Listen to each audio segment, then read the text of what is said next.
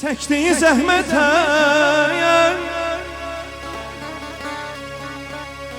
borcum var hələ. Qocatma anamı, qocatma dünya, zalim dünya, a dünya. Qocatma anamı, qocatma dünya.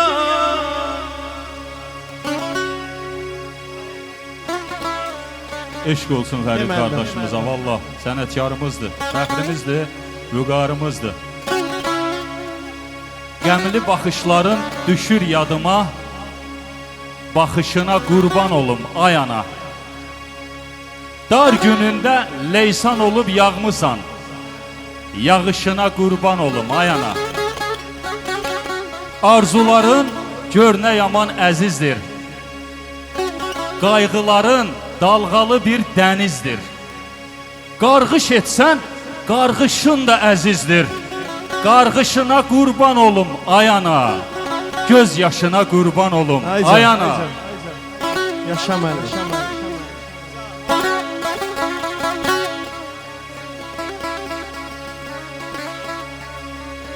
Alnımdan qırışlar, yalan çinizə.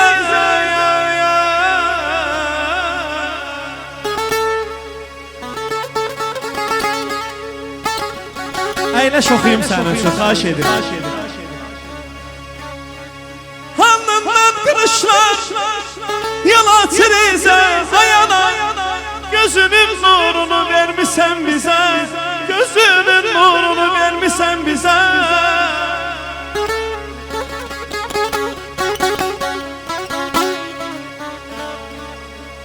Kaş yaza biləydin yaşını yüzə.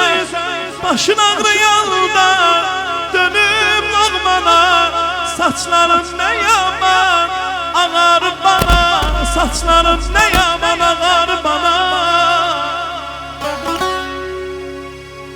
Analara kurban olayım. Bir alkışlayalım güzel analarımıza. Çok sağ olun kardeşler. Teşekkür ederim size. Allah size can sağlığı versin. Hakikaten de. Allah sizin səsizə qüvvət versin. Amin inşallah. Can, başıma dönərəm. Mən yanıram yan demir. Yanamayan can demir. Analar kurban demir. Analar kurban olur. Analar kurban olur.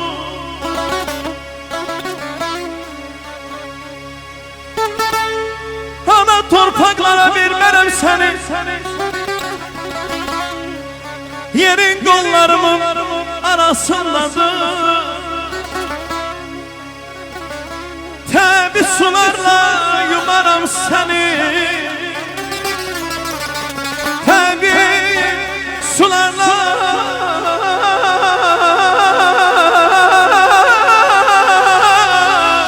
yumaram səni. Suyun ayana gözlerimin qarasındadır.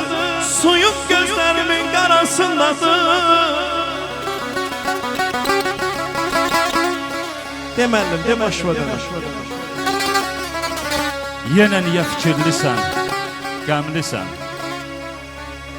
Baxışına qurban olum ay ana. Bəstələnib dodağını, dilinə, axışına qurban olum ay ana. Sevinç dedim, qəmələndi payına. Ulduzuna, günəşinə, ayına, baharına, payızına, yayına, sərt qışına qurban olum ay ana. Ona qamət, ona qədd